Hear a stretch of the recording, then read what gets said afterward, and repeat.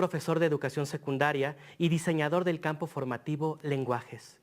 Es un gusto para mí darles la más cordial bienvenida a nuestra segunda conferencia en línea, que forma parte del programa para el desarrollo profesional para maestras y maestros. Voces y reflexiones de la nueva escuela mexicana, donde se tratan temas relevantes para las y los docentes de educación básica de nuestro país. El día de hoy abordaremos el tema metodologías situadas y comunitarias y concreción curricular en educación básica. El desarrollo de estas conferencias es una iniciativa de la Secretaría de Educación Pública, donde participan varias áreas como la Dirección General Aprende MX, la Dirección General de Formación Continua a Docentes y Directivos de la Unidad de Promoción de Equidad y Excelencia Educativa, así como la Dirección General de Desarrollo Curricular de la Subsecretaría de Educación Básica. Antes de continuar, queremos compartir un mensaje muy importante para la comunidad educativa. Adelante.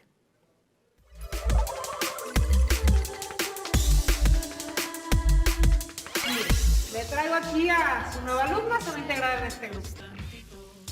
Hice todo lo que se supone o se espera de un hombre, ¿no? Disculpe, quería saber si tenía pruebas de embarazo.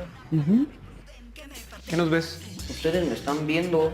¡Lo pudimos hablar, Sara! ¡No! Que vaya a terapia. Ay, papá, ya.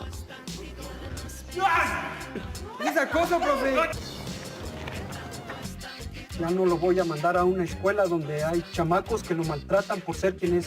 Agéndame una cita con tu abuelo. ¿Estás seguro que quieres hacer negocios con él? Se dan cuenta del gran equipo que somos. Ay, estoy tan feliz de que estemos todos juntos. Ahora sí van a ver lo que es bueno.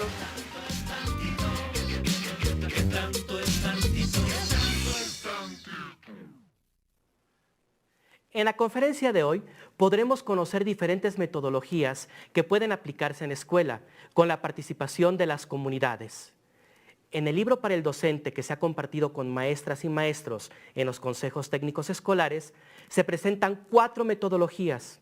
Sin embargo, no son las únicas alternativas didácticas, pues se reconoce que, desde su experiencia y conocimiento, las y los docentes pueden aportar otras propuestas que les permitan problematizar la realidad para la puesta en marcha de diversas estrategias de solución. En este sentido, metodologías situadas y comunitarias contribuyen al trabajo que realizan las y los docentes en la construcción de sus programas analíticos y planeaciones didácticas y coadyuvan en la construcción de aprendizajes, partiendo de la mirada que hacen las y los maestros de la realidad en la que se encuentran sus alumnos. En este marco, serán enriquecedoras las propuestas metodológicas que nos comparte la doctora Frida Díaz Barriga y su equipo de trabajo, puesto que derivan, como lo propone la nueva escuela mexicana, en considerar el contexto y los ejes articuladores como la inclusión, el pensamiento crítico, la interculturalidad y la igualdad de género para su aplicación. La presentación de este tema, como lo mencionamos, está a cargo de la doctora Frida Díaz Barriga Arceo, investigadora y docente de la Facultad de Psicología de la Universidad Nacional Autónoma de México. Veamos su semblanza. Doctora Frida Díaz Barriga Arceo. Es doctora en Pedagogía, maestra en Psicología Educativa y licenciada en Psicología por la Universidad Nacional Autónoma de México. Entre los reconocimientos que ha recibido destacan las medallas Gabino Barreda y Sor Juana Inés de la Cruz por la UNAM, la medalla Anáhuac en Educación, el Premio Mexicano de Psicología, el Premio Iberoamericano en Excelencia en Investigación Educativa por la Universidad de España-México y el doctorado honoris causa por la Universidad La Salle. Ha sido autora y coautora de 275 publicaciones, libros, capítulos, artículos y compilaciones en temas de su especialidad. Ha dirigido 122 tesis de licenciatura, maestría y doctorado. También ha participado como especialista en diversos congresos académicos y eventos de formación de profesores a nivel nacional e internacional. Actualmente es integrante del Grupo de Expertos Iberoamericanos en Educación y TIC de la Organización de Estados Iberoamericanos. Además pertenece al Sistema Nacional de Investigadores Nivel 3, donde sus principales áreas de investigación y docencia comprenden desarrollo y evaluación del currículo, diseño educativo, evaluación y formación docente, socioconstructivismo y TIC en educación. Se desempeña como profesora titular de la Facultad de Psicología de la Universidad Nacional Autónoma de México y coordinadora del Grupo de Investigación en Docencia, Diseño Educativo y TIC de la misma facultad.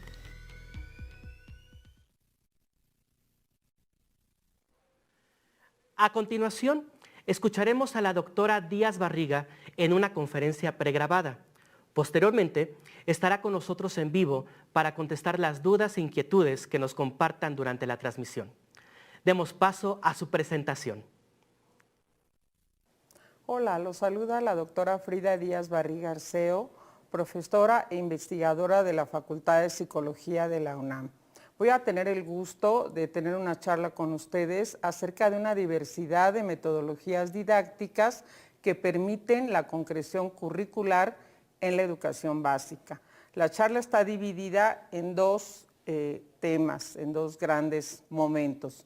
Por un lado, me gustaría charlar con ustedes lo que implican los procesos de concreción curricular y cuáles son aquellas metodologías que permiten realmente un trabajo colaborativo, participativo, centrado en la comunidad y en los propios estudiantes. Y en un segundo momento lo que les quiero compartir es una diversidad de ejemplos, particularmente algunas de las estrategias didácticas que alrededor del trabajo de investigación que hemos desarrollado en conjunto con varios colegas nos han permitido darnos cuenta que son estrategias muy efectivas para lograr esa concreción curricular. Quisiera también resaltar que todos los ejemplos que vamos a presentar en esta charla y en los videos asociados a la misma son trabajos que han desarrollado los profesores. Profesores como ustedes que día a día asumen el reto de la mejora de la educación y de lograr bienestar y aprendizaje para nuestros estudiantes. Quisiera iniciar con ustedes con una reflexión, lo que implica la concreción de una reforma curricular. Por un lado está el currículo oficial, entre el currículo formal y el currículum real o vivido, que es en el que se expresa la posibilidad de que el profesor desarrolle sus propios programas, sus programas analíticos, a partir de los programas sintéticos que ha planteado la institución escolar. Por otro lado, vamos a encontrar también el currículum oculto, que es toda esa serie de experiencias, valores, incidencias que se van viviendo en el escenario educativo y que por supuesto también convocan a la tarea de los docentes para transformar esas realidades y para encontrar las mejores formas, estrategias didácticas, principios educativos para expresar y lograr esas metas de aprendizaje y de bienestar con los estudiantes. Quisiera decir también que la concreción curricular requiere cambios sistémicos. Por un lado, tenemos que encontrar que la concreción de las propuestas requiere condiciones para esa transformación. Eso va a ser sumamente importante.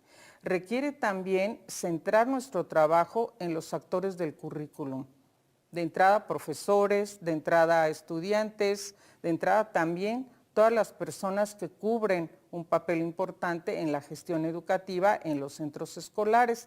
Pero en este caso en particular y a lo largo de la charla yo quisiera destacar la importancia que tiene crear ambientes de inclusión educativa y ambientes donde las emociones permitan generar bienestar y disposición para el aprendizaje.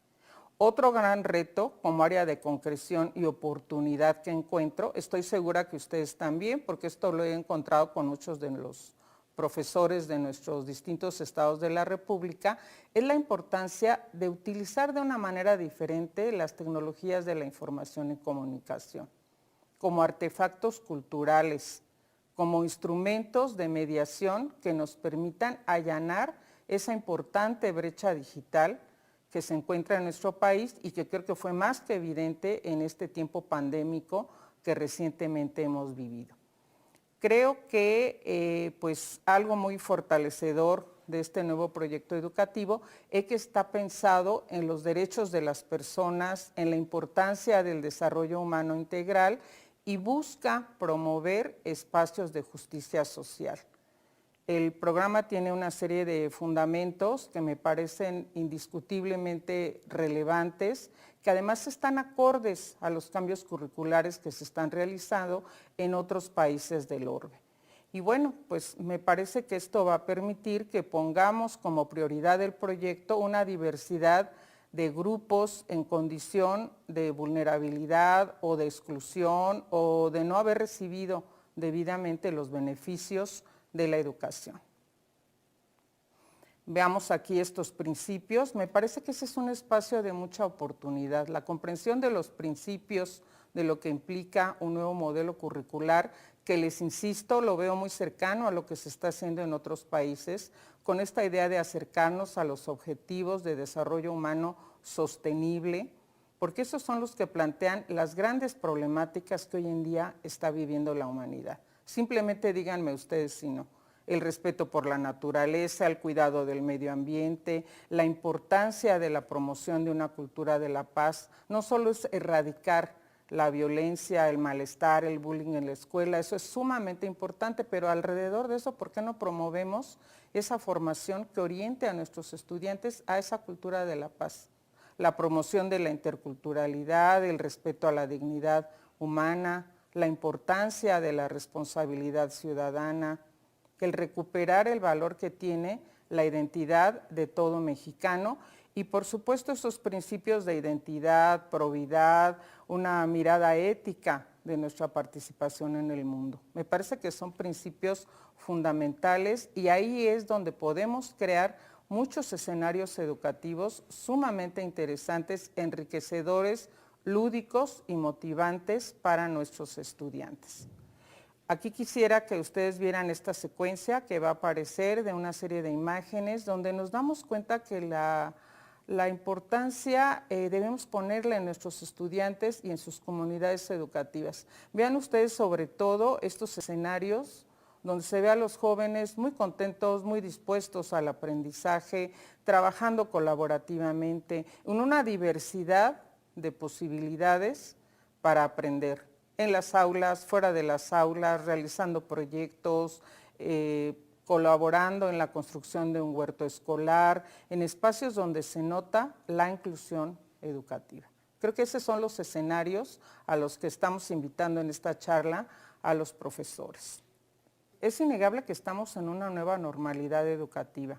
Considero que no podemos estar en la nostalgia de regresar a lo que antes hacíamos en los centros escolares después del evento pandémico que hemos vivido.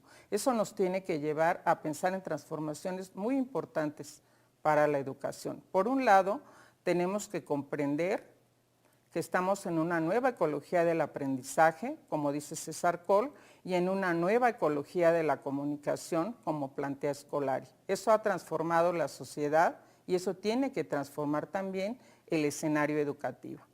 Tenemos realmente que centrar en el aprendiente las experiencias educativas.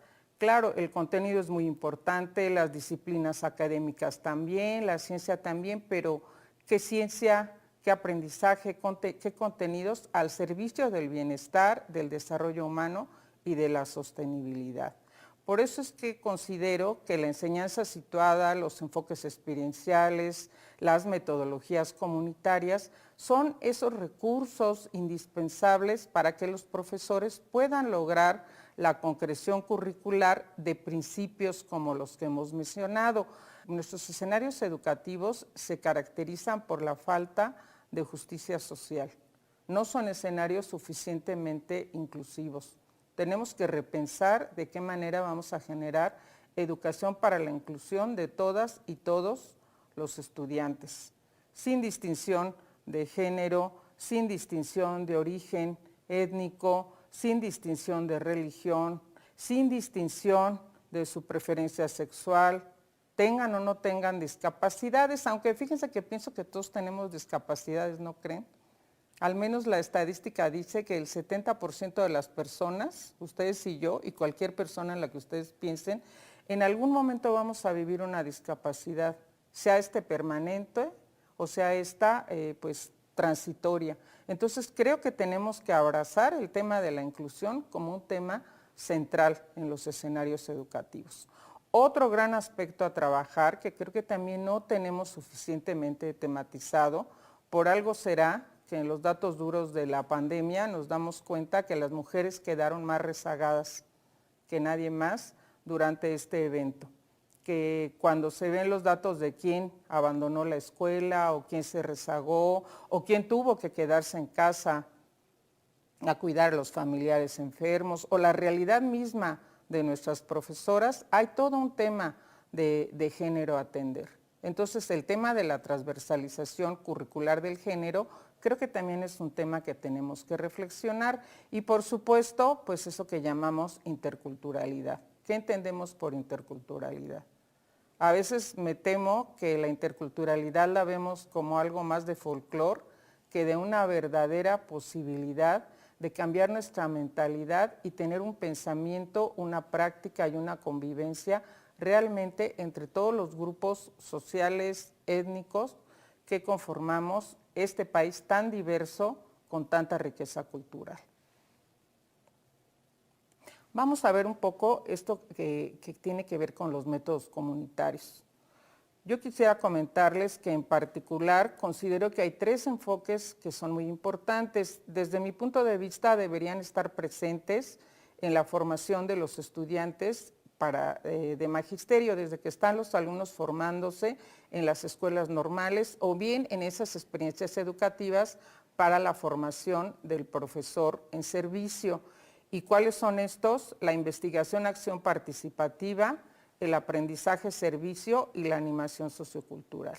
Pero sí quisiera acotar 2 conceptos importantes que se desprenden de las metodologías comunitarias, que son por un lado el concepto de leer el mundo, de ese gran educador latinoamericano que es Paulo Freire, y el concepto del sentipensar o el sentipensante, de otro gran autor latinoamericano que es el colombiano Orlando Falsborda. Realmente ahí encontramos las bases de la educación comunitaria, de la educación popular y de la posibilidad de hacer un trabajo que nos permite acercarnos a la comunidad, tanto para conocerla como para generar acciones que conduzcan al cambio y a la transformación en beneficio de todos.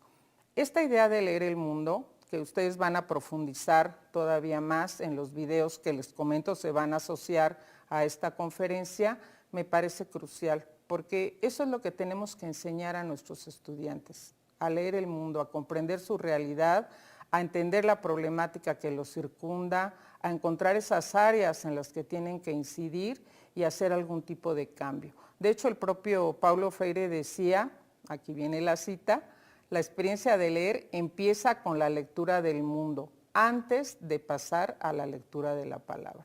Y ahí están todas las ideas de este maravilloso educador acerca de lo que implica el pensamiento crítico. Y bueno, me voy ahora con don Orlando Falsborda. Él es reconocido como el fundador, se le dice así, de las ciencias sociales o de la sociología latinoamericana.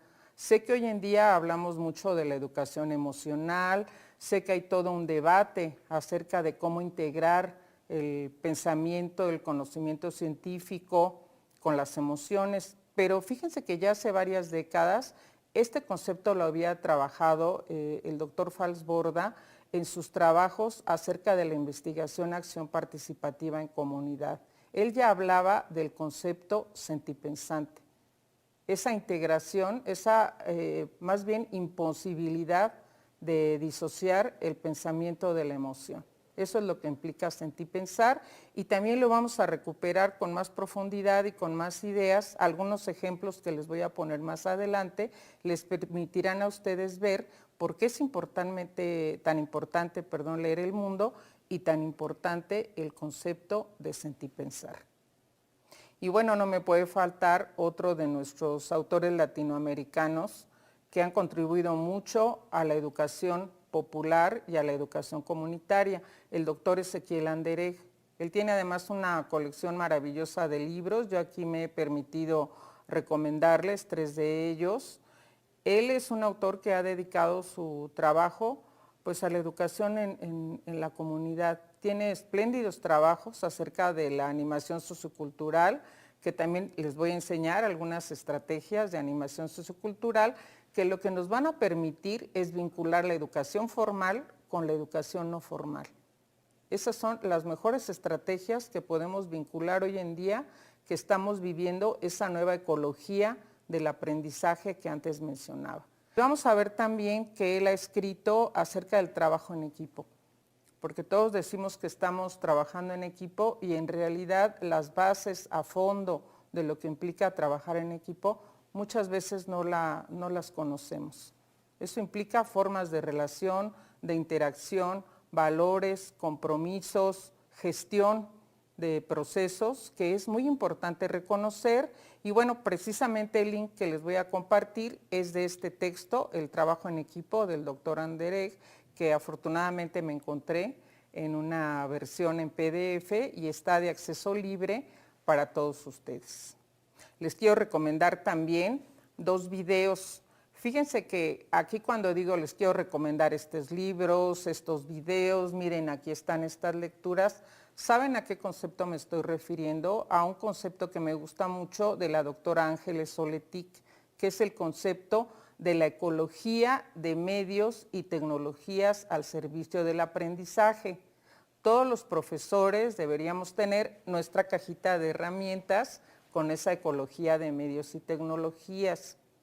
Indispensables nuestros libros de texto, yo amo los libros y no lo dejaré de hacer, los físicos y los virtuales. Pero piensen también que hoy en día el compromiso de educar nos hace pensar en que tenemos que disponer de buenos materiales multimedia, conocer espacios educativos de calidad, que los hay y muchos en los escenarios virtuales. Tenemos que disponer, también hay una serie de materiales educativos que se encuentran completamente a disposición, abierta, libre, gratuita, para los profesores. Y aquí me permito recomendarles la serie Interferencias del Canal 22, un canal cultural que hace material de mucha calidad, y les recomiendo de esa serie 2 videos. Uno se llama Orlando Falsborda, La verdad sentipensante, y el otro se llama Paulo Freire, La pedagogía del diálogo. Y bueno, ahora sí, vamos a la segunda parte. Les quiero comentar una diversidad de estrategias didácticas. Siento que ese es un campo con mucha riqueza. A mí me gusta mucho porque me parece que es una especie de, ¿qué les diré?, vaso comunicante entre ese currículum formal y las posibilidades de darle concreción en el aula. Yo digo que las buenas estrategias didácticas son las que nos permiten crear contextos de posibilidad, siempre y cuando pensemos que son estrategias, que somos estrategas al utilizar toda una diversidad de recursos de una manera flexible, ajustada, adaptada, situada. Las que les quiero compartir, como ustedes están viendo en pantalla, pues tienen que ver con el constructivismo sociocultural, con el enfoque de la enseñanza situada. Muchas de ellas vienen de todo este legado latinoamericano de la educación popular y comunitaria, otras más en la narrativa psicopedagógica, ahí hay toda una riqueza en las estrategias narrativas, y algunas más del campo de la educación inclusiva. Y todas ellas, todos los ejemplos, se los reitero, son ejemplos de proyectos de trabajo donde son profesores los que han participado con nosotros en un proceso de acompañamiento y de mediación para generar esos materiales, esos sitios web, esos recursos didácticos para sus espacios de trabajo. Aquí simplemente en esta imagen pues menciono algunas de ellas, seguramente hay muchas más. Este es solo un ejemplo de lo que considero que nos permite lograr una concreción curricular interesante a través de lograr participación en la comunidad, de desarrollar pensamiento crítico, de acercarnos a leer el mundo, de acercarnos a experiencias sentipensantes y a conocimiento llevado hacia la práctica. Los casos de enseñanza, los relatos digitales, los portafolios de aprendizaje, el aprendizaje visual y multimedia, el aprendizaje por proyectos. Hoy en día hay algunas novedades, como los proyectos STEAM, que nos quieren acercar a la interdisciplina, nos quieren fortalecer esas competencias digitales que tanta falta nos hacen y tienen también la posibilidad de pensar en la transversalización curricular. Varios de estos proyectos enfatizan mucho algo que ya he mencionado, la posibilidad de hacer transversalización curricular de género. Otras metodologías se centran en el aprendizaje basado en problemas, el aprendizaje basado en el juego, lo que ya he comentado de la animación sociocultural, en comunidades, en redes sociales. Ese espacio de las redes sociales, por favor, estimados profesores, no lo dejen a un lado. Es un espacio que puede ser sumamente creativo para generar proyectos educativos y ahí ustedes van a conectar mucho con esas necesidades e intereses de los niños, niñas y jóvenes hoy en día. Me gustaría primero hablar de los proyectos STEAM.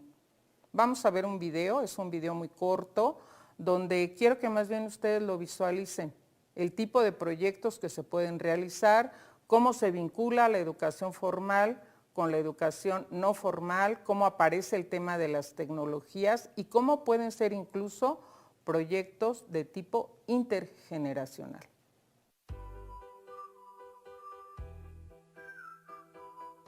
Hola, ¿qué tal? Mi nombre es María Luisa Morales Bautista. Soy integrante del Grupo de Investigación en Docencia, Diseño Educativo y TIC HIDER de la Facultad de Psicología de la UNAM. Y hoy te traigo las 10 cosas que quieres saber sobre los proyectos STEAM. ¡Vamos a ello! STEAM es un acrónimo proveniente de las siglas en inglés de Ciencia, Tecnología, Ingeniería, Artes y Matemáticas, que se popularizó por el 2006 con Georgette Jackman, pionera STEAM. Previamente se utilizaba el acrónimo STEM, que no consideraba el área de las artes.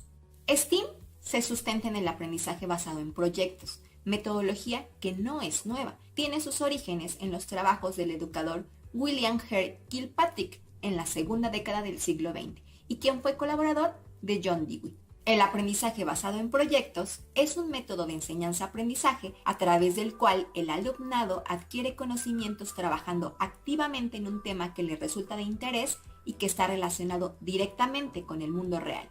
Los ejes imprescindibles en los proyectos STEAM son fomento de vocaciones científicas, transversalidad de las disciplinas STEAM, aplicación de metodologías activas y utilización de tecnologías digitales. Es fundamental aplicar una perspectiva de género fomentando vocaciones científicas y tecnológicas en mujeres. Podemos comenzar identificando a las mujeres de la ciencia de nuestra comunidad, estado o país, con el propósito de tener referentes y motivantes. Por ejemplo, las doctoras Julieta Fierro Gossman y Sandra Díaz Barriga Arceo, científicas mexicanas de la UNAM. Otra buena idea es emplear narrativas de biografías inspiradoras de científicos y científicas, historia de descubrimientos científicos, datos curiosos o novedades de la ciencia. ¿Qué podemos hacer en los proyectos STEAM? Observa, formula preguntas, elabora hipótesis, diseña un plan para comprobar tus hipótesis, experimenta, analiza resultados, extrae conclusiones y comunica lo realizado a través de ferias, exposiciones, periódicos murales, etc.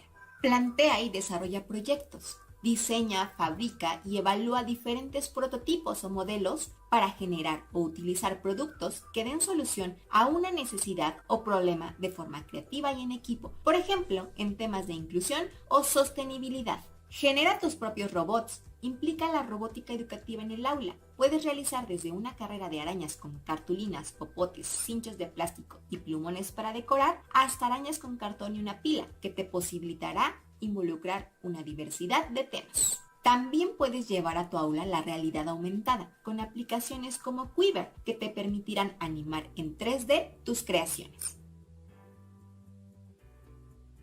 ¿Por qué implicar STEAM? El estudiantado trabaja en equipo y aprende a tomar decisiones conjuntas, aumenta la capacidad para la resolución de problemas de manera creativa, impulsa habilidades comunicativas, se aprende a través de la experimentación, se dispara la imaginación y las ganas de crear.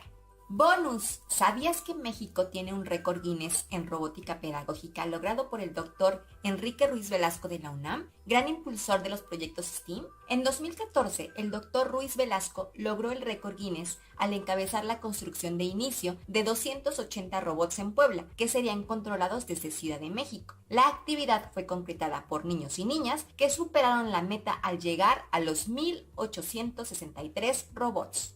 Hay variedad de cursos y materiales físicos y en la red, en donde podemos aprender mucho más del tema. Les compartimos una caja de herramientas didácticas STEAM que está accesible en el QR que aparece al final del video. Contiene manuales de actividades, videos, sitios web y más. Y los invitamos a adentrarse al mundo STEAM.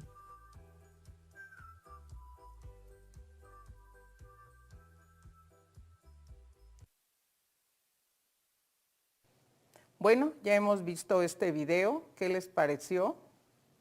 Espero que les haya desatado muchas imágenes creativas, generativas, para pensar ustedes qué tipo de proyectos STEAM podrían realizar.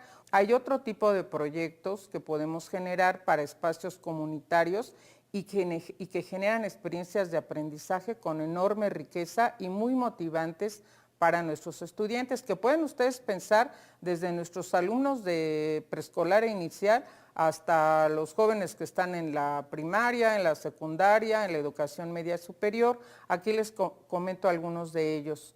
No sé si alguna vez han pensado en armar, ya sea en su centro educativo, en su escuela, una ludoteca con una sala de lectura, con experiencia de cuentacuentos. Es un proyecto maravilloso. También otra opción que les sugiero mucho, los museos. Nuestro país tiene, una cantidad, calidad y diversidad increíble de museos como espacios de aprendizaje. Muchos de ellos con experiencias pensadas para niños, niñas y adolescentes, pero además también tenemos la posibilidad del viaje virtual en los museos, que cada día está creciendo mucho más. En el lugar de la República que ustedes estén, ¿qué será? ¿Quieren visitar la casa de Frida Kahlo y conocer lo que es su pintura, su arte, algo de su vida, interesar a los alumnos en el arte mexicano, generar una experiencia sentipensante en torno a un periodo de la historia de México? Pues hay un viaje virtual bastante interesante para conocer la casa de Frida Kahlo. Y son espacios donde se logran tantos aprendizajes que después son las comunidades mismas las que abrazan los proyectos y las que no quieren que por ningún motivo se separen de la experiencia escolar. Ahora quisiera comentar con ustedes el tema de los casos de enseñanza. Siento que es el tipo de diseños educativos que los profesores podemos hacer para trabajar una diversidad de temas curriculares, pero aquí es donde podemos introducir esos temas transversales que nos interesa. Yo les voy a poner un ejemplo, donde los casos de enseñanza diseñados por los profesores, este caso que ustedes van a ver, lo diseñaron un equipo de profesores donde uno de los docentes enseñaba en telesecundaria, otra de las profesoras venía de una comunidad de Oaxaca, ella misma pertenecía a un pueblo originario, y otro de los profesores trabajaba en torno a CONAFE. Entonces ellos decidieron en un taller que nosotros dimos sobre casos de enseñanza, trabajar este caso, que es un caso que habla del tema de la discriminación a las comunidades originarias y tiene perspectiva de género e intercultural. Fíjense los tres aspectos que coinciden, vinculado directamente al currículum, porque los casos de enseñanza se vinculan directamente con el currículum. Son experiencias educativas donde los alumnos tienen que indagar, buscar información, lograr aprenderse una serie de conceptos. ¿Qué es interculturalidad? Cuando hablamos de género, ¿de qué estamos hablando? ¿Qué es la discriminación? ¿En México hay discriminación? Ah, caray, la Constitución dice que no, pero la realidad, ¿qué nos dice? Vamos a leer esa realidad. ¿Y a quién se discrimina y por qué motivos? ¿Y qué podemos hacer para evitar ese tipo de situación? Entonces, todo eso es lo que se aborda en los casos de enseñanza. Y en estos ejemplos, o en este que vamos a ver en particular, se hace a través de videos educativos, que creo que esa es otra habilidad muy interesante que podemos desplegar los profesores. Hay muchísimo material de video que podemos utilizar con fines educativos de mucha calidad y que nos permiten utilizar narrativas con sentido profundo.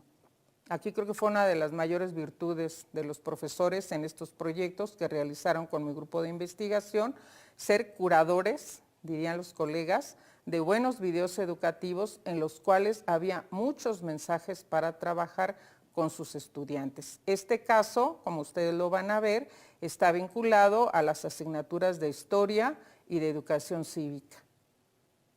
Procedamos, vamos a ver el video.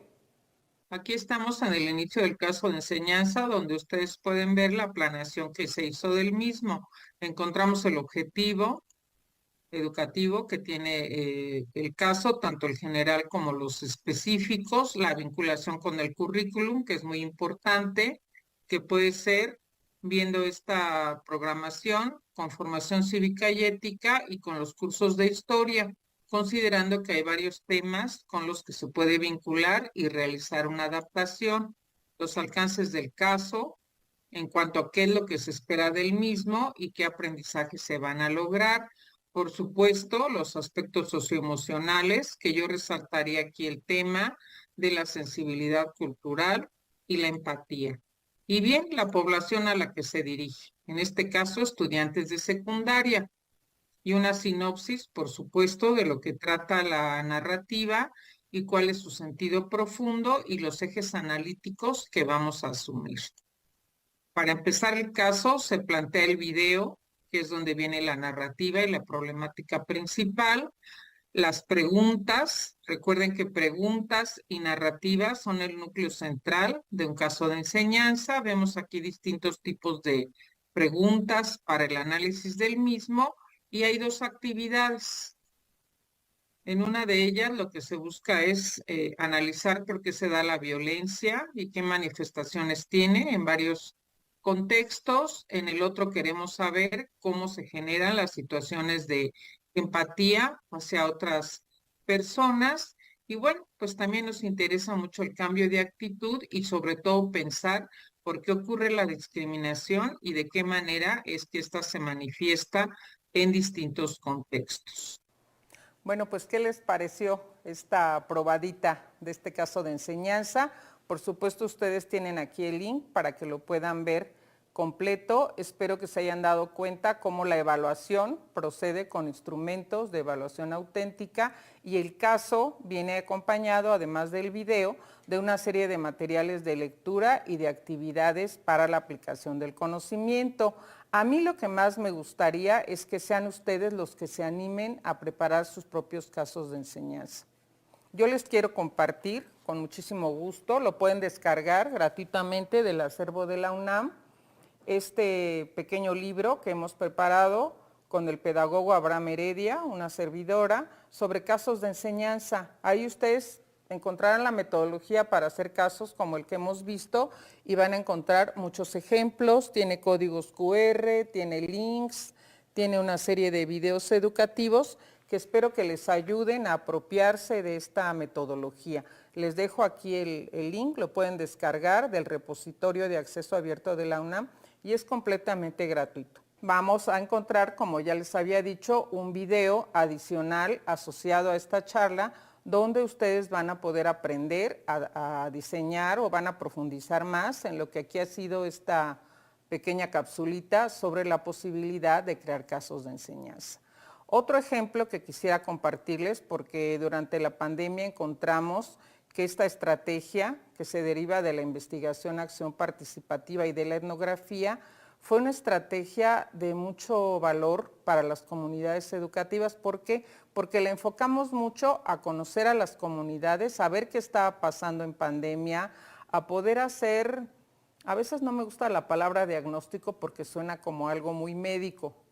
Pónganle ustedes, conocer el estado de la situación en una comunidad, qué están viviendo, qué está pasando, ellos qué cosas identifican que hay que transformar y cómo tomamos decisiones para podernos en acción los participantes de la comunidad y nosotros mismos transformar esas realidades.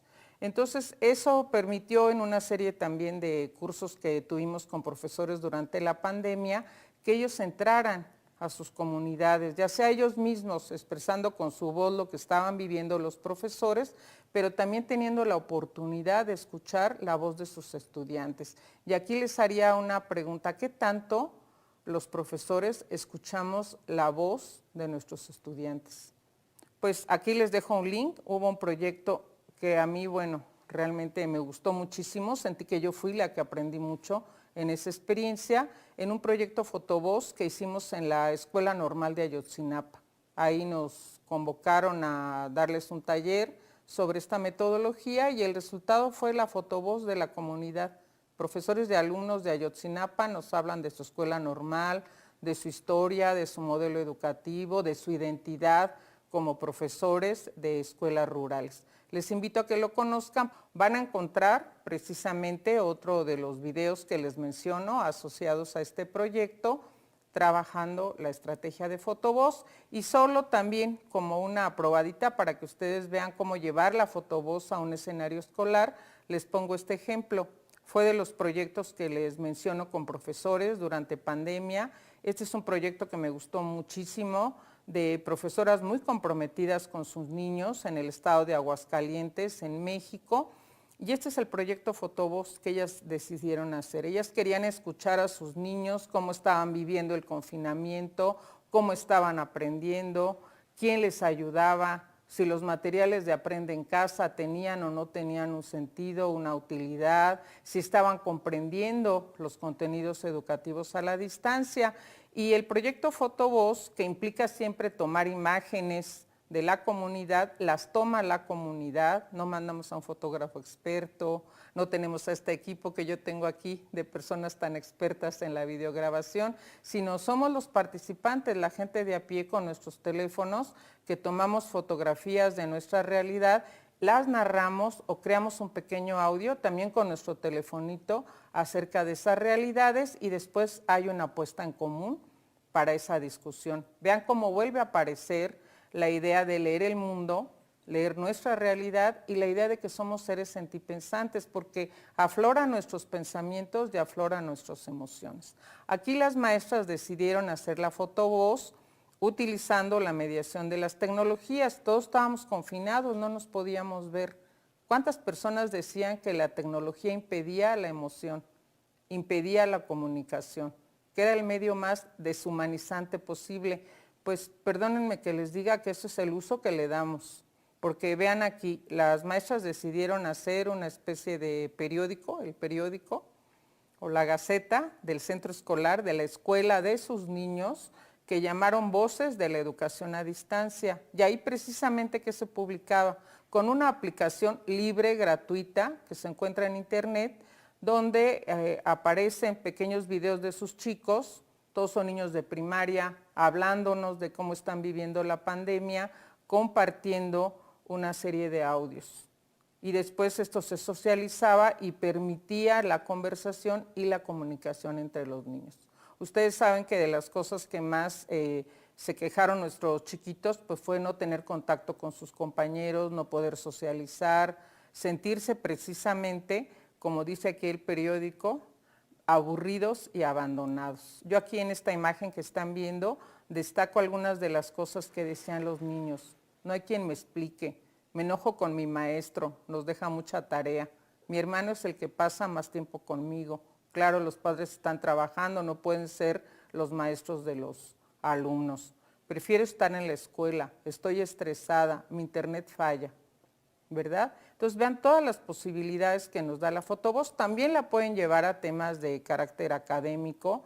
Podrían tal vez hacer una fotovoz sobre cómo vemos el ambiente en mi comunidad escolar, qué problemas hay con el agua, con el cuidado de los parques, con la manera en que se tira la basura, y hacer a lo mejor un periódico o en otro formato la experiencia de fotovoz acerca de qué pasa con el cuidado del ambiente, ¿verdad? Entonces los temas ustedes se los dan, los niños y los jóvenes se los dan. Siento que todas las estrategias que les he presentado implican cambios importantes, por eso yo decía cambios sistémicos, cambios de mentalidades, cambios en nuestras prácticas educativas, crear otros contextos de posibilidad. Espero que llegado a este punto todos esos conceptos les hagan a ustedes sentido. Y bueno, voy cerrando mis comentarios. Otro tema central, que nada más lo voy a dejar esbozado, es el de la educación socioemocional. Espero que ustedes con la charla que hemos tenido puedan reflexionar en esa gran pregunta que se hacen los profesores, al menos a mí me la hacen mucho. varios docentes me dicen, es que, mire, a nosotros no nos toca la educación socioemocional, no somos psicólogos, no somos psiquiatras, no somos orientadores sexuales, no sabemos qué hacer en el caso de detectar situaciones que consideramos pues que nos rebasan completamente, y lo entiendo y les doy la razón, pero hay cosas que sí le corresponden al docente y que directamente están vinculadas con la educación socioemocional. Espero que con los ejemplos que aquí hemos visto se den cuenta que al docente sí nos toca generar un buen clima de aula, que al docente sí nos toca evitar que nuestra aula sea una aula de discriminación, de maltrato o de marginación de algunos estudiantes. Al docente sí nos toca ser un ejemplo de una relación interpersonal respetuosa, de una forma de hablar no sexista, de una manera de tratar al otro, sea quien sea, como persona. Eso sí nos toca a los profesores. Y sí nos toca entender que desde esa cualidad sentipensante de nuestros alumnos, las emociones siempre van a estar presentes. Y en nuestros proyectos educativos, en nuestros programas analíticos, el tema de lo emocional siempre va a aparecer. Y si hay cosas que sentimos que nos rebasan, que son temas que tienen que ser atendidos por otro tipo de profesionales, bueno, pues está precisamente esa opción que implica que la institución educativa logre construir un tejido social de apoyo y de canalización para muchos de nuestros estudiantes. No lo abordaremos en este video, pero creo que es muy importante trabajar el tema de la innovación. Tenemos que hacer de las prácticas evaluativas. Tenemos que hacer una innovación, como hoy se dice, muy disruptiva de lo que hacemos al evaluar.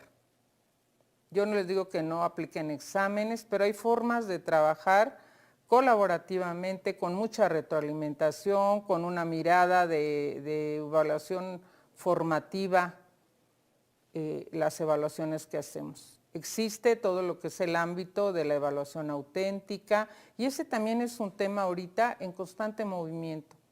Espero que ese también sea un motivo principal para que ustedes piensen y replanteen la experiencia educativa en el aula.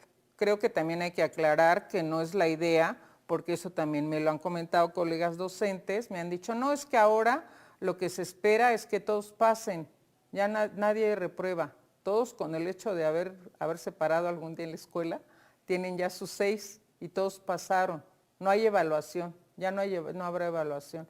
No es así, definitivamente no es así, no es el espacio para que profundicemos, pero por supuesto que hay evaluación. La evaluación, sus 3 momentos son importantes, el diagnóstico, el formativo y el sumativo. Se le está dando mucho peso a la evaluación formativa, que yo sé que ustedes también la han practicado toda la vida, pero hay que profundizarla, conocer más posibilidades asociadas a las estrategias didácticas que hemos mencionado y pensar que la evaluación es para comprender y mejorar nuestra docencia, el aprendizaje de los chicos y en general pues la experiencia educativa en las escuelas. Desde esa mirada creo que tenemos que repensar la evaluación.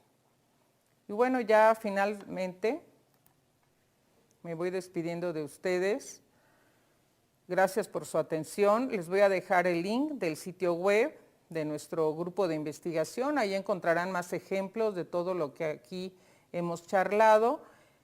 Aquí les comparto este código QR. Por favor, sean tan amables de captarlo con su teléfono celular y de ahí pueden descargar completa esta presentación. Todos los links que encontrarán en ella están activos, de ahí pueden descargar los materiales que les menciono y pueden también acceder a los videos que les he comentado y a una serie de espacios que espero sean de interés para ustedes. Les reitero, les recuerdo, asociada a esta charla hay 4 videos educativos, 4 clips cortitos, no duran más allá de 5 minutos cada uno, donde ustedes podrán aprender lo que son los casos de enseñanza, cómo preparar un proyecto fotovoz, los principios clave de lo que es el diseño universal para aprender y cómo podemos lograr un aula inclusiva y cómo trabajar esos proyectos tan interesantes e innovadores que son los proyectos STEAM. Bueno, pues me despido de ustedes. Muchísimas gracias por su amable atención y deseándoles el mayor éxito en esa práctica tan importante que es la práctica docente. Muchísimas gracias. Muy formativo el material que nos compartió la doctora, ¿verdad? Ahora le doy la bienvenida a ella y a su equipo de especialistas a esta segunda parte de nuestra conferencia. Muy bien, doctora, le doy la bienvenida a esta segunda parte de nuestra conferencia, al igual que a sus invitados. La doctora Frida Díaz Barriga Arceo está con nosotros. Muchas gracias por compartirnos algunas metodologías que son relevantes para el trabajo que llevan a cabo las y los maestros. Doctora, ¿nos podría presentar a su equipo de trabajo que hoy la acompaña, por favor? Sí, como no, con mucho gusto. Nos están acompañando los colegas del Grupo de Investigación en Docencia, Diseño Educativo y Tecnología, DIDES. Estamos en la Facultad de Psicología de la Universidad Nacional Autónoma de México. Todos ellos son jóvenes que han estado concluyendo sus estudios de posgrado, maestrías y doctorados, ya sea en pedagogía o en psicología. Se los presento con mucho gusto. Aquí está conmigo el maestro Fernando Polo Martínez. ¿Qué tal? Mucho gusto. Buenas tardes. Él es experto en temas de educación inclusiva, de diseño universal para el aprendizaje y todo lo que tiene que ver pues, con tecnologías asistivas que nos permiten una mayor inclusión educativa de las personas, considerando pues, su diversidad funcional. Nos acompaña también, aunque ustedes lo vean muy joven, ya flamante doctor, el doctor Edmundo Antonio López Banda. Él es alguien que se ha dedicado mucho al campo del diseño educativo y al manejo de las tecnologías con todo este sentido tecnopedagógico. Él creo que es alguien que es experto en muchos diseños educativos y en este caso para este proyecto y estos videos que hemos estado realizando para los colegas profesores, él lo que ha estado trabajando es el tema de los casos de enseñanza en formato electrónico y utilizando una serie de aplicaciones libres en la web para que todos los maestros puedan hacer este tipo de diseños y aprovechar también la multimedia con sentido educativo.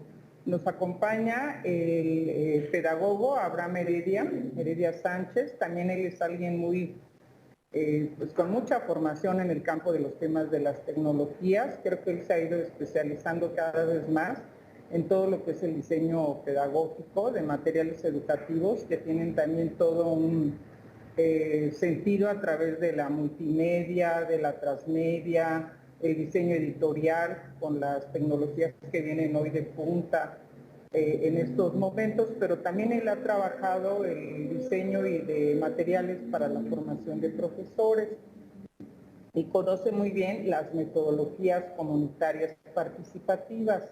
Esas que ustedes ya escucharon ahorita en el video, que son la investigación, acción participativa, la animación sociocultural, que es un tema en que considero que él es particularmente experto, y lo que son los asuntos que tienen que ver con aprendizaje-servicio. De ahí que la participación que hace y el video que ha generado para los colegas profesores tiene que ver con el tema de la estrategia Fotovoz. Les sugerimos muchísimo que no dejen de aplicar esta sugerencia y los tips que se dan en el video del pedagogo Heredia. Y finalmente, me da también muchísimo gusto presentarles a otra pues, muy joven doctora, a María Luisa Morales Bautista. Ella ha tenido pues toda una trayectoria muy interesante en el estudio de lo que es la adolescencia. Ella además también es docente en la educación básica, en el nivel educativo medio superior. Y bueno, pues ella, su línea de investigación ha estado centrada en la adolescencia, en la violencia, en los adolescentes, en lo que es cómo trabajar temas de género en esta etapa de vida. Y por otro lado, se ha especializado en el tema de proyectos STEAM.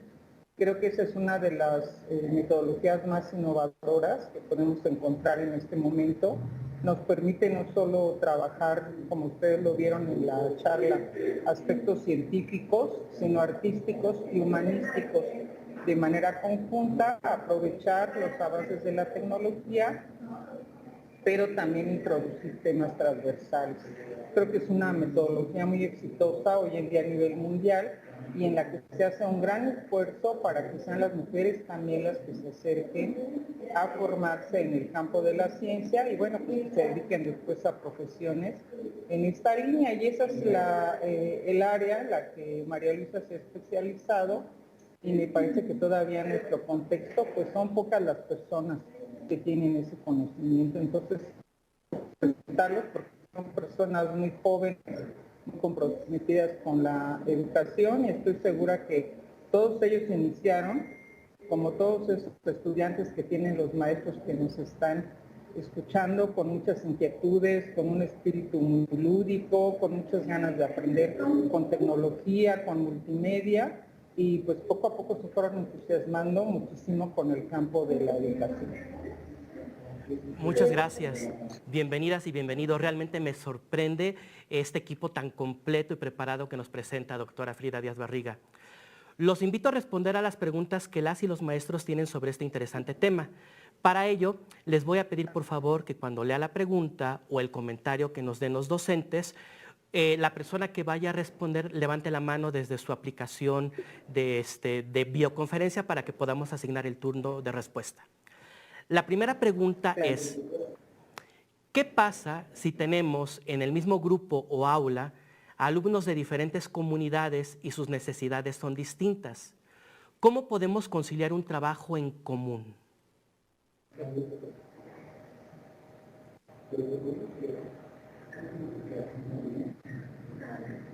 Okay. Bueno, creo que a Fernando le gustaría hacer un comentario. Creo que todos, o sea, que el problema va a ser que todos vamos a levantar la mano. Muy bien, comencemos con Fernando, por favor. Claro. Bueno, mucho de lo que vamos a estar tomando para poder hacer nuestro modelo de trabajo debe de estar basado, como ya lo veíamos en el video, en lo que se denomina como diseño universal para el aprendizaje. Hay que tener claro que el diseño universal para el aprendizaje no es solo para personas con discapacidad, sino que involucra todas estas necesidades que los profesores ahorita nos comentan. Involucra si son de algún pueblo originario, si pertenecen a alguna comunidad en particular, y a partir de ello podemos hacer el posicionamiento de lo que vamos a trabajar durante todo el ciclo con base en las necesidades de nuestros estudiantes. Pero nuevamente es importante recalcar que las necesidades abarcan todo, o sea, puede ser tanto la condición de origen, la situación económica, alguna necesidad emocional, atención psicológica, incluso discapacidad o algunas otras situaciones. Por lo tanto, si hacemos un diseño basado en el diseño universal para el aprendizaje que permita considerar todas estas necesidades y adaptar los contenidos y la manera en la que los expresamos y la manera en la que participan nuestros estudiantes, podremos estar atendiendo esas necesidades sin necesidad, digamos, de estar haciendo un sobreesfuerzo para algunos estudiantes y otro para otros, sino teniendo un curso universalizado, un curso general para todos ellos, y obviamente para conocer las necesidades en un principio, pues bueno, normalmente nos informan cuando vamos a tener un curso con algunas necesidades, pero siempre estar de la mano con el estudiante es lo fundamental. Tenemos que estar en diálogo directo para conocer qué necesitan y cómo podemos atenderlo en el aula. Muchas gracias, Fernando. A lo que dice Fernando, que hay que entender que estamos en el siglo XXI en el currículo que plantea la diversidad. El siglo XX probablemente fue el del currículum que planteaba la estandarización, la ruta lineal, todos aprendiendo lo mismo, considerando que todos los alumnos tenían el mismo perfil o deberían aspirar al mismo perfil.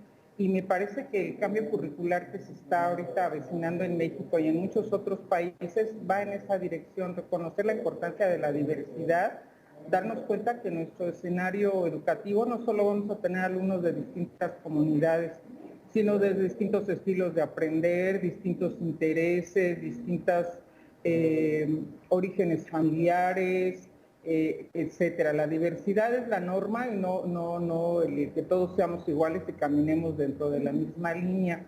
Entonces creo que para eso es que está pensado todo el tipo de estrategias, sugerencias que se han estado dando para que la experiencia educativa se pueda ir ajustando, adaptando, adecuando debidamente a esa diversidad que plantean los alumnos y que finalmente es la que nos enriquece como seres humanos. El interactuar con alguien diferente a quien soy yo es lo que me permite ir más allá probablemente de la visión pues a veces cerrada que puedo tener si solo pienso en una sola manera de ver el mundo. No sé, Edmundo, ¿tú qué quisieras agregar? Vi que levantaste la mano. Claro, complementando lo que nos han dicho aquí nuestros dos compañeros, la diversidad enriquece. Entonces, en el aula la diversidad siempre nos va a estar enriqueciendo y aquí lo importante es reconocer la voz del alumno, la voz de la persona con la que estamos trabajando. Aquí yo me animaría a decir, escucho, adecuo, propongo, trabajo y evalúo junto con mis alumnos. Y de esta manera podremos reconocer esta gran diversidad a partir de las estrategias que, bueno, ya se les han estado planteando, como por ejemplo el desarrollo de una fotovoz, pues para reconocer esta comunidad originaria, de dónde están viniendo y qué cuestiones son importantes para ellos, y a partir de ahí hacer estos planteamientos con estas palabras que he comentado: escuchar, adecuar, proponer, trabajar y evaluar junto con ellos. Muchas gracias, Edmundo. Sí, totalmente de acuerdo. La educación tiene que evolucionar hacia un estado donde se considere la diversidad existente, la realidad de nuestros alumnos, la realidad que está presente en el aula, en los planteles escolares. Muy bien, gracias. Aparte de esta metodología del DUA que han mencionado, ¿existe otra metodología que se podría utilizar en este sentido?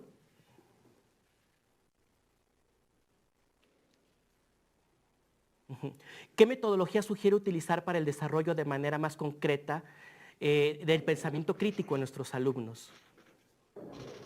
Bueno, considero que son varias, particularmente en lo que les hemos presentado, pensando en lo que es pensamiento crítico, hemos trabajado mucho con metodologías que se acercan a plantear situaciones problema, porque cuando uno enfrenta una situación problema es cuando tiene que darse cuenta que puede haber distintos puntos de vista para acercarse tanto a entender la problemática como a intervenir sobre ella, tomar decisiones y buscar soluciones. Entonces el trabajar, por ejemplo, con casos de enseñanza, que es una de las metodologías que aquí les hemos presentado, es uno de los espacios más interesantes para fomentar el pensamiento crítico. Estudiantes, dejan ustedes el pequeño episodio que alcanzamos a ver, donde la situación problema de la discriminación, que precisamente por ser una persona que percibimos diferente a nosotros, recibe una estudiante que viene de una comunidad del mismo nivel y la atacan también pues porque es mujer. Ese es otro tema, ¿no? El tema de género. Entonces, esas experiencias reales, estas situaciones que son cercanas a nosotros, si las logramos problematizar, entender como vínculo de problemática y generar elementos para su análisis, argumentación, discusión, confrontando posiciones, tomando decisiones, etcétera, son las mejores para desarrollar el pensamiento crítico. Yo aquí tengo presente el pensamiento de uno de mis grandes maestros, que es el doctor Pablo Latapí. Él decía que mientras no problematicemos la realidad, si vemos el conocimiento solo como un deber ser, como una normativa, como un ideal, nunca vamos a desarrollar el pensamiento crítico. Lo que tenemos que hacer es confrontar esa realidad, ver todas las aristas que se presentan y pues tomar decisiones siempre en este marco, que en este caso sería el de los derechos humanos y el respeto y la inclusión que debe merecer toda persona. Muchas gracias, doctora Frida Díaz Barriga. Voy a leer algunos comentarios de nuestros docentes y posteriormente daré una pregunta. La maestra Karina Bautista Miranda comenta: estas estrategias permiten que se dé ese puente cognitivo logrando un andamiaje para que el aprendiz logre asimilar, acomodar y evocar un nuevo aprendizaje. La maestra Adris Oast dice: sería un proyecto interesante que en nuestra escuela pudiéramos tener una ludoteca y no solo una biblioteca. Por su parte, la maestra Verónica, la maestra Débora Carvajal pregunta: ¿cuáles son las características de la evaluación auténtica? Son varias cosas que quisiera comentar. No sé, Abraham, lo de las ludotecas, tú quieres, el que te encanta la animación sociocultural. Sí, muchas gracias. Creo que este comentario de la profesora es muy acertado porque efectivamente a partir del juego, a partir de estas experiencias lúdicas que son muy motivantes para los estudiantes, principalmente en escenarios que se requieren pues estas estrategias que permitan desarrollar habilidades. Por ejemplo, en el juego pues uno pone en práctica y desarrolla infinidad de habilidades, y ahí nos damos cuenta que la convivencia con personas de diferentes edades, estudiantes de diferentes grados, pues van generando también aprendizajes que de otra manera no se podrían desarrollar en una actividad convencional, ¿verdad? Entonces creo que las ludotecas, como lo menciona el doctor José Luis Linaza en sus proyectos de ludotecas con las familias, en las escuelas, pues creo que se puede retomar muchos aspectos para el aprendizaje mediante el juego. Muchas gracias, Abraham. Parece que Edmundo también levantó la mano, ¿verdad? Así es. Para contestar esta pregunta que tiene que ver sobre este vínculo que se hace en cuanto a asimilación y acomodación, estas son cuestiones desde distintos puntos teóricos que convergen en lo que estamos realizando ahorita. En todo momento nos encontramos dentro de estos procesos de asimilación junto con los alumnos. Entonces, presentar una estrategia que tenga que ver con el uso, por ejemplo, de casos de enseñanza, pues nos va a llevar a provocar desequilibrios. Pensemos en provocar estos desequilibrios a partir de ciertas preguntas que sean generadoras para que se busque una solución. Pero aquí lo interesante, no una solución o no una única respuesta, sino pensar en que se pueden generar varios tipos de respuestas, ¿no? Y todo esto pues se puede vincular fácilmente con el currículum, con cuestiones curriculares. Y esto me abre el siguiente cuestionamiento. ¿Hacia dónde vamos? ¿Hacia dónde vamos como docentes y qué es lo que queremos proponer a nuestros alumnos para atender estos puentes de trabajo en donde puedan haber ciertos apoyos o ciertos ajustes mediados según las necesidades que vayamos observando, pero también retomando, muy importante, las habilidades que se observen dentro del aula? Muchas gracias Edmundo. Ahora retomando la pregunta sobre las características de la evaluación auténtica, ¿cuáles son? Fíjense que yo creo que me gustaría este tema hablarlo con una enorme extensión porque me parece muy importante, pero tal vez solo algunas cosas que quisiera decir. Primero, la evaluación auténtica es un movimiento de evaluación alternativa que viene ya desde los años 80 o 90, tratando de buscar una forma de encontrar la evaluación de aprendizajes que tengan un sentido y un significado más allá de la información memorística muy factual que a veces se explora en las llamadas pruebas objetivas. Es una evaluación que, como su nombre lo dice, auténtica. Lo que busca es buscar esa ruta de lo que se ha aprendido en experiencias que tienen un vínculo con situaciones de autenticidad académica, para la vida, para la solución de problemas, para la adquisición de habilidades complejas. De ahí es que viene el nombre de auténtica, y precisamente pues es esa evaluación primero. El primer requisito es que tiene que ser una evaluación cercana, como si fuera un binomio o matrimonio bien avenido entre la enseñanza y la evaluación. No se vale evaluar lo que no se ha enseñado. Si se enseñó un conocimiento complejo, bueno, se evalúa el conocimiento complejo. No hago un examen para evaluar algo muy complejo que nunca enseñé cuando mi clase fue sumamente elemental, ¿verdad? Entonces tiene que haber esa correspondencia y esa continuidad entre lo que se enseña y se evalúa.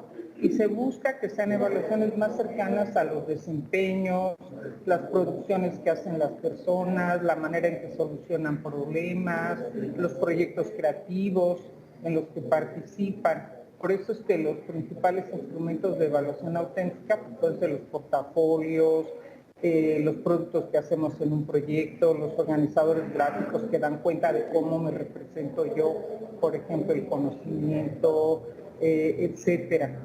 Y se suele asociar también pautas de evaluación, pues tipo rúbricas, bitácoras, diarios de trabajo, etcétera, porque es una forma de evaluación que le interesa mucho valorar los procesos.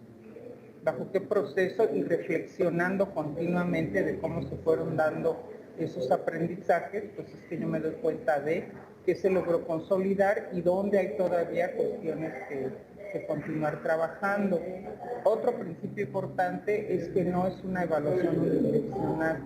No solo evalúo yo, profesor, desde mi propio juicio y hasta el final del proceso educativo, sino me doy cuenta que en la evaluación pues tenemos que participar las personas que hemos estado en ese acto educativo, el docente que ejerce la heteroevaluación, el alumno que tiene que tener esa conciencia de lo que ha aprendido y ejerce la autoevaluación, que no es de ninguna manera simplemente me pongo una calificación y ya me autoevalué.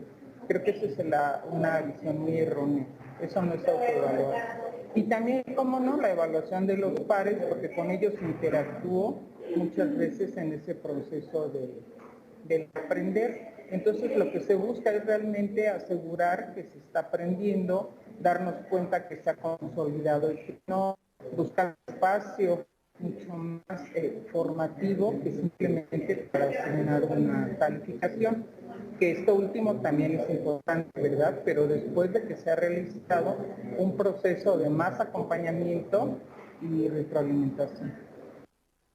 Muchas gracias, doctora. La profesora Maymet tiene una pregunta muy interesante.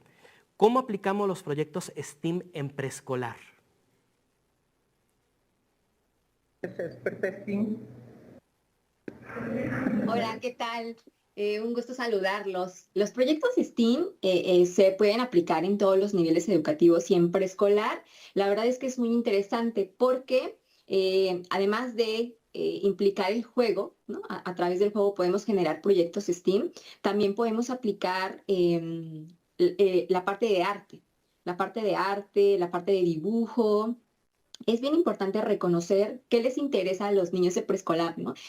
Los niños y las niñas, ellos también nos pueden decir qué les interesa, qué les gusta. Uno de los principales elementos de los proyectos STEAM es partir del tema y del objetivo, ¿no? Entonces podemos iniciar de ahí, ¿no? ¿Qué les interesa a nuestros estudiantes? ¿Qué recursos tenemos? A veces los proyectos STEAM pareciera que son muy complejos, muy largos, muy difíciles, pero la realidad es que no. Podemos comenzar con pequeñas actividades STEAM que involucren estas disciplinas y que impliquen el juego, el arte, las matemáticas también que están en ese proceso de inicio de contar. Entonces sí los podemos involucrar y además podemos contribuir a la comunidad. También podemos hacer alguna actividad STEAM que contribuya a nuestra propia escuela, ¿no? Entonces creo que es importante generar estas habilidades desde los primeros años, desde preescolar. Muchas gracias. Tenemos otro comentario de la maestra Elizabeth Romo y una duda. A partir de la aplicación de metodologías activas comunitarias, ¿qué sugerencias pueden dar ustedes para vincular las actividades económicas propias de la comunidad y trabajar el aprendizaje situado con niños y niñas en preescolar? A mí me gustaría hacer un comentario al respecto y tal vez vincularlo con lo que decía también hace un momento Marilu. Bueno, recordarles que asociada a la charla que ustedes escucharon, van a encontrar cuatro videoclips cortos que les hablan de las 10 cosas que ustedes querrían saber sobre cada una de estas metodologías que se han presentado y por ejemplo en el de proyectos STEAM que diseñó la doctora Marilu y en los otros también, que encuentran ustedes un código QR que cuando ustedes lo activan les lleva a una serie de materiales educativos que les van a permitir llevar a la práctica y encontrar ejemplos muy concretos, muy situados de estas metodologías. Tengo muy presente que en el de proyectos STEAM hay un manual donde encontrarán muchas actividades y sugerencias para actividades STEAM con niños pequeños que van a ustedes poder trabajar en preescolar o en educación primaria y que además todos están vinculados a conceptos que son clave en los proyectos educativos y curriculares. pero que van acercando a los chicos pues a estos temas tan importantes, que son los temas de la ciencia, la tecnología, la robótica, el mundo que vivimos y el mundo que vivimos. Entonces hay también la sugerencia de varios portales educativos donde se han subido materiales didácticos, ejemplos de secuencias y proyectos STEAM, vídeos educativos, sugerencia también para que ustedes hagan materiales que tengan un sentido STEAM. Entonces hay muchísimas oportunidades. Claro, si ustedes quieren se pueden meter a sitios comerciales y encuentran unos legos preciosos, de lo más sofisticado para hacer actividades STEAM, pero bueno, no necesariamente a través de eso. Recuerden que como siempre se dice, no es el juguete, es el juego, no es lo económico, sino es la parte que estimula el aprendizaje. Y ya en ese sentido, pues lo que yo les diría, asociado a esto mismo, en todos estos proyectos de índole comunitaria, ya sea que trabajemos con investigación-acción participativa, ya sea que estemos desarrollando estos proyectos comunitarios donde nos acercamos mucho a las actividades de animación sociocultural, pues podemos ahí trabajar también las cosas que se hacen desde los sectores productivos que se realizan en la comunidad. En un proyecto STEAM, pues a lo mejor que están trabajando en la comunidad del cultivo de la miel de abeja, no sé, se me ocurrió ahorita de momento, podrían hacer un proyecto STEAM muy interesante pues para ver cómo se da ese cultivo, cómo se puede preservar. Sabemos que la abeja es otro de nuestros maravillosos seres de vida que está en peligro por la deforestación, por tantas cuestiones inadecuadas del manejo del ambiente, y puede ser también una experiencia pues para educarnos a cómo revertir ese tipo de efectos y ver la importancia que tiene pues en una comunidad su producción, sus usos educativos, medicinales, poder ver datos estadísticos acerca de su producción y consumo, ver cómo se puede proteger a través de la pequeña empresa. Entonces se pueden vincular todos estos proyectos con situaciones que están presentes. Se pueden generar también en estas otras experiencias que tienen que ver con cuestiones muy lúdicas, muy desde la cultura, desde el arte, desde nuestras tradiciones, nuestras actividades que podemos pensar en proyectos de animación sociocultural, incluso en las redes sociales. Con nuestros alumnos hemos hecho incluso muchas campañas en redes sociales, cuidando varios aspectos muy vinculados con el interés de la comunidad. Si queremos hablar, por ejemplo, de fortalecer vida saludable, buena nutrición, realización de ejercicio, cuidado de nuestros animales y mascotas, etcétera, pues hay todos los temas que ustedes se puedan imaginar que son temas vitales y son temas vinculados a lo que nos hace mejores seres humanos y vivir mejor en la comunidad. Y ese es el tema, el núcleo principal para desarrollar todos estos proyectos que también tienen pues, su correlato con los contenidos del currículo escolar. Claro, doctora Frida. Aprovecho para compartirles un comentario muy bonito acerca del proyecto Fotovoz. La maestra Verónica López dice, me agrada este proyecto, aplicado para sensibilizar a los alumnos y profundizar realidad social en sus distintas problemáticas. La maestra María Loya también nos comparte este comentario. Es muy importante que el docente tenga un cambio de mentalidad y no resistirse al cambio, que esté dispuesto a innovar en su práctica de admisión docente. Por su parte, el profesor Javier Corbatrás nos pregunta, ¿cómo promover en la sociedad un pensamiento colectivo para la solución de los problemas?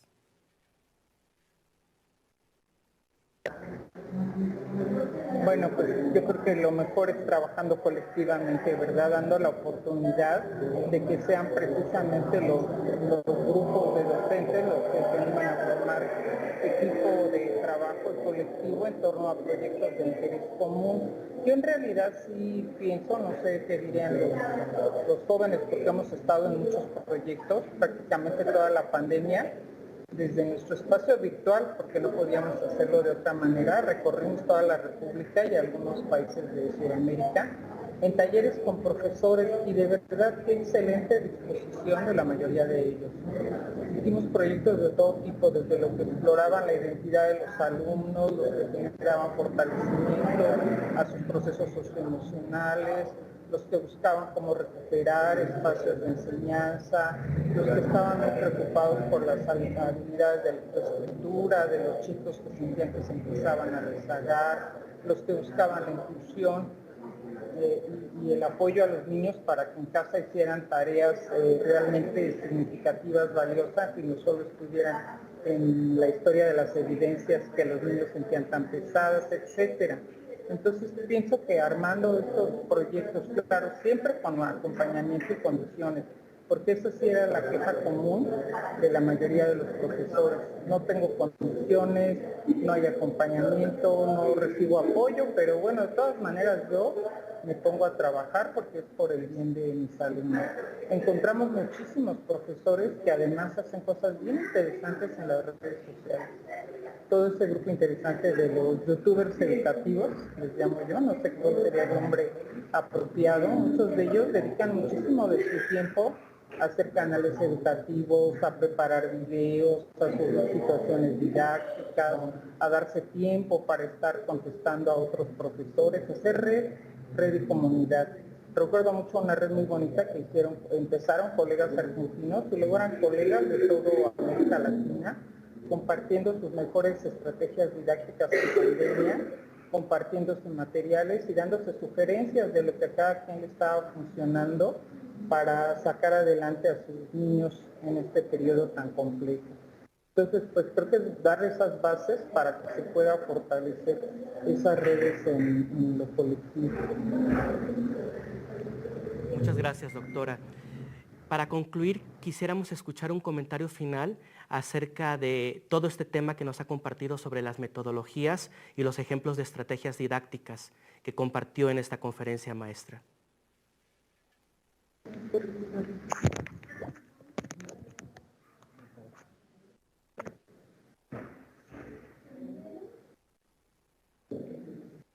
¿Qué tal, bueno, pues sí, quisiera simplemente decir que, bueno, complementando un poco con estas técnicas y estas estrategias de enseñanza, pues muchas veces la inquietud de los profesores no es que se cierren al cambio, como lo comentaban.